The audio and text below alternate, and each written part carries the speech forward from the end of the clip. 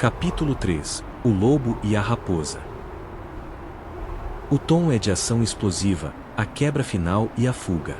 O cheiro de pânico tem um gosto metálico. Era madrugada, e Lord Valerius corria pelos corredores do castelo, algo que seu corpo gordo não fazia há décadas.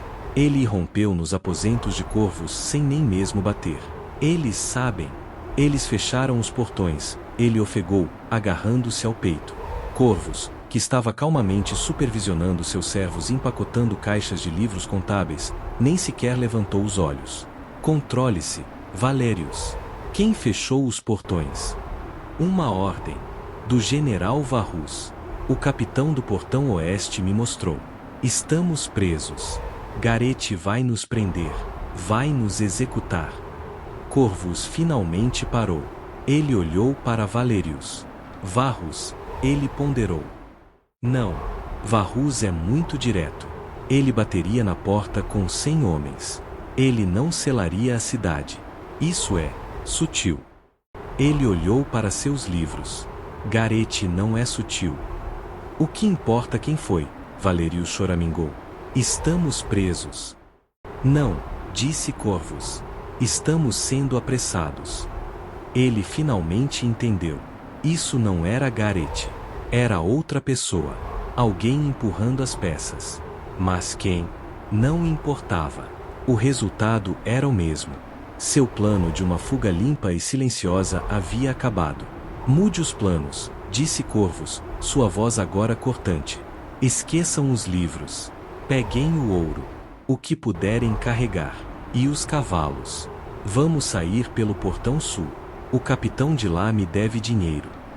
Enquanto Corvus se preparava para fugir, a notícia da ordem de Varrus se espalhou como fogo. Um dos sargentos que Lyra havia presenteado, um homem chamado Jax, correu para o quartel da guarda. Ele lealmente relatou o que viu, o mestre da moeda correndo em pânico, e os homens de Corvus armando cavalos. A notícia chegou ao general Varrus, que estava tomando seu café da manhã. Ele cuspiu o vinho. Eu não dei ordem nenhuma. Ele correu para os aposentos de Gareth. Meu príncipe, Corvus está fugindo. Ele está tentando escapar da cidade. Para Gareth, o lobo, isso era tudo que ele precisava ouvir. Fugindo? Com o ouro do meu pai? Traidor. Covarde. Ele rugiu. Reúna a guarda da cidade. Vamos trazê-lo de volta. Acorrentado. O castelo explodiu em atividade. Sinos de alarme soaram. Da sua janela, Lyra observava o pátio se encher de soldados correndo. O caos era sua sinfonia. A carta falsa havia funcionado melhor do que ela imaginava. Ela não apenas apressou Corvus, ela havia dado a Gareth a justificativa perfeita para agir como um tirano. Corvus e seus 20 homens chegaram ao portão sul. O capitão da guarda estava lá. Abra o portão, Eric, Corvus exigiu, jogando-lhe uma bolsa pesada de ouro. Eric olhou para o ouro, depois para os sinos de alarme. Meu príncipe, eu não posso. O alarme. Isso é para sua aposentadoria, Eric, Corvus disse, sua voz letalmente calma. A alternativa é eu dizer ao meu irmão que você tem roubado das taxas de comércio nos últimos 10 anos. Abra o maldito portão. Eric, preso, obedeceu. No momento em que o portão se abriu, Gareth e 50 cavaleiros surgiram na esquina. Traidor, Gareth berrou, erguendo seu martelo de guerra. Pare em nome do rei. Eu não obedeço a um usurpador, Corvus gritou de volta, puxando seu cavalo. Valerius, vá, vá. Começou a perseguição. Não foi uma batalha, foi um massacre. Os homens de Corvus eram escribas e servos, os de Gareth eram assassinos de armadura. A perseguição atravessou a cidade baixa. Os cascos dos cavalos batiam nas pedras, derrubando carroças de comerciantes, assustando o povo. Corvus era um cavaleiro melhor do que Gareth imaginava. Ele se esquivou por um beco estreito, forçando os cavaleiros de Gareth a desmontar. Mas Valerius não teve sorte. O mestre da moeda, muito pesado, foi derrubado de seu cavalo. Gareth o agarrou pelo colarinho. Onde está o ouro, rato? Gareth rugiu. Ele fugiu. Ouro, ponta prata. Ele vai controlar o comércio. Valerius soluçou, antes de desmaiar de medo. Garete olhou para o portão aberto por onde Corvus havia desaparecido. Ele estava furioso. Mas ele também estava sorrindo. Ponta Prata, ele disse. Ele se declarou um inimigo. Ele fugiu. Garete cavalgou de volta para o castelo. Ele não tinha mais um irmão. Tinha um rival. Ele não era mais um príncipe. Ele era o único herdeiro que restava. Ele marchou para o salão do trono, com Valerius acorrentado. Ele chutou o conselho para fora. Ele dispensou os guardas. Exceto por Lyra. Ela estava lá, esperando por ele, no pé do trono. Irmão, ela disse, a voz cheia de um medo perfeitamente ensaiado. O que aconteceu? Onde está Corvus? O covarde fugiu, Garete cuspiu. Ele mostrou quem ele é. Um ladrão. O que você vai fazer? Garete olhou para ela. Ele estava cheio de adrenalina e poder. Ele a viu, talvez pela primeira vez, não como uma criança, mas como uma posse. Eu vou fazer o que deve ser feito, disse ele. Eu vou unificar o reino. E Corvus será o primeiro exemplo. Você, irmã, ficará aqui. Você é a minha garantia. Garantia? Ela sussurrou. Sim. Para garantir que nenhum Lorde do Sul pense em se casar com você e reivindicar o trono através de você. Você está sob minha proteção. Ninguém vai te ver ou falar com você sem a minha permissão. Ele a estava prendendo, trancando-a. Ele achava que estava protegendo, mas era uma gaiola. Lyra abaixou a cabeça. Como você desejar, meu rei. Garete sorriu.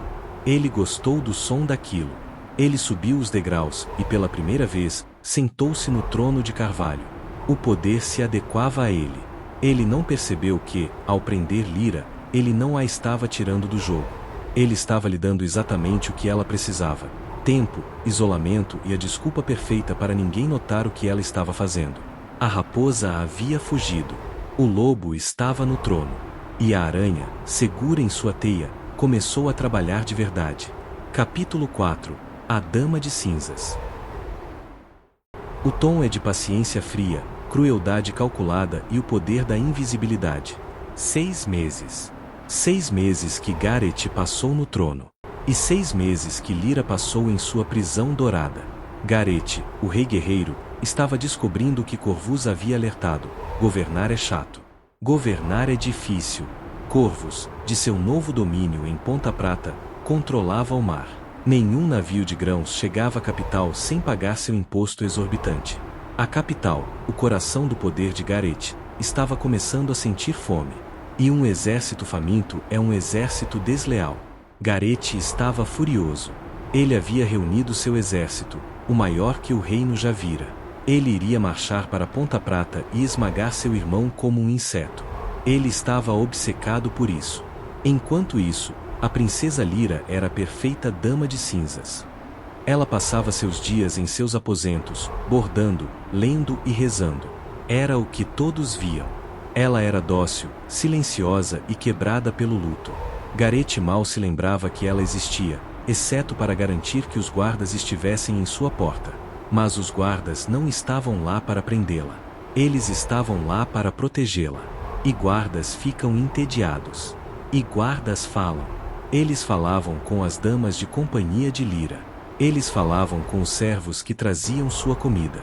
E todas essas informações, quantos homens Garete tinha, quanto grão restava, o quão irritado ele estava, fluíam direto para Lyra. Mestre Kellen, o bibliotecário, era a única pessoa autorizada a visitá-la, para continuar sua educação. Garete permitiu, achando que isso a manteria ocupada. Kellen não trazia apenas livros. Ele trazia relatórios. Garete marcha em 3 dias, Kellen sussurrou, enquanto eles se curvavam sobre um mapa antigo. Ele tem 10.000 homens. 10.000 homens com fome, Lyra corrigiu. E Corvus? Ele não tem um exército. Ele tem mercenários. E os muros de Ponta Prata? Ele planeja esperar Garete morrer de fome. Lyra traçou o mapa com o dedo. A rota que Garete pegaria. É uma boa estratégia. A raposa está confortável. O que fazemos, minha senhora? Se Garete vencer, ele será um tirano imparável. Se Corvus vencer, ele nos venderá para os comerciantes do mar. Lyra ficou em silêncio por um longo tempo. Ela olhou para a tapeçaria em sua parede. Mostrava um antigo mito de caça. Gareth, ela disse finalmente, é um guerreiro. Ele pensa como um. Ele se orgulha de sua força. Mas qual é a sua maior força? Não são seus 10.000 homens. É sua reputação, disse Kellen.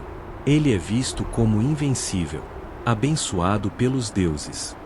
E o símbolo dessa bênção? Lyra perguntou. Kellen entendeu. Oh, deuses! Não, o cavalo. Gareth não era apenas um guerreiro. Ele era um cavaleiro. E seu cavalo de guerra, Trovão, era tão famoso quanto ele. Um garanhão negro gigantesco, dito ser indomável por qualquer outro homem. Gareth o amava mais do que a qualquer ser humano. O exército via o cavalo como um símbolo de sua força divina. Se Gareth perdesse seu cavalo, Kellen começou. Não, Lyra disse. Se Trovão adoecesse. Se ele ficasse aleijado.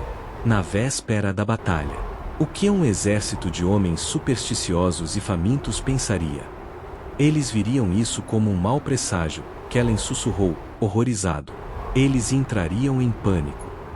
E um exército em pânico é um exército derrotado, Lyra concluiu. Mas como?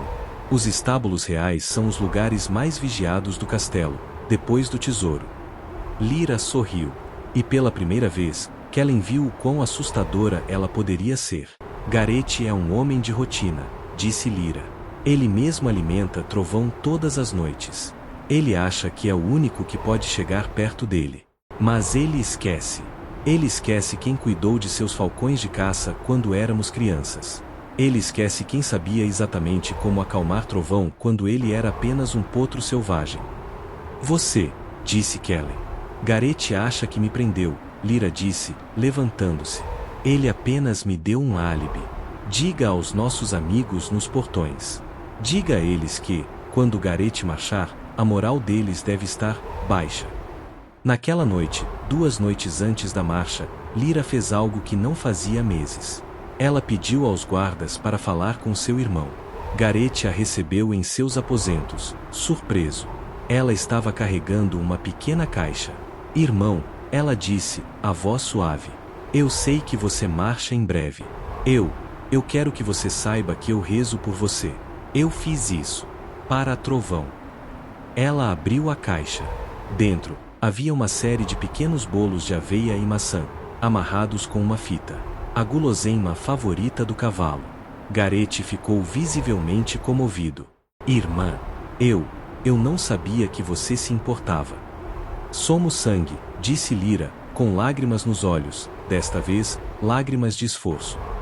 Eu sei que você o alimenta você mesmo. Por favor, dê a ele. Por mim. Pela nossa vitória. Gareth, o lobo, o rei guerreiro, o homem que estava prestes a matar seu outro irmão, pegou os bolos. Eu o farei, Lyra. Eu o farei. Na manhã seguinte, um grito de agonia que mal parecia humano ecoou do estábulo real. Gareth estava de joelhos na palha, segurando a cabeça de seu magnífico cavalo. Trovão estava deitado de lado, a perna traseira em um ângulo grotesco. Ele havia de alguma forma caído durante a noite, quebrando a perna. O mestre dos cavalos, em lágrimas, disse que não havia nada a fazer. Gareth, com seu próprio punhal, teve que dar o golpe de misericórdia. A notícia se espalhou pelo exército como veneno. Trovão, o invencível, estava morto. Na véspera da marcha. O presságio era inconfundível. Os deuses haviam abandonado Gareth. Gareth estava cego de fúria e, pela primeira vez, de medo. Ele atrasou a marcha. Ele gritou com seus comandantes. Ele culpou os espiões de Corvus. Na segurança de seus aposentos, Lyra bordava. Ela não havia mentido. Os bolos eram de aveia e maçã. Ela apenas omitiu o extrato de cogumelo, um pó quase indetectável que não matava, mas que induzia uma tontura severa e quebra de ossos. Ela havia aleijado um exército de 10.000 homens sem derramar uma gota de sangue. Ela havia tirado o coração deles matando um único cavalo. E enquanto Gareth se debatia, gritando por traidores, Lyra enviou um corvo. Um único corvo. para a Ponta Prata, com uma mensagem para seu outro irmão.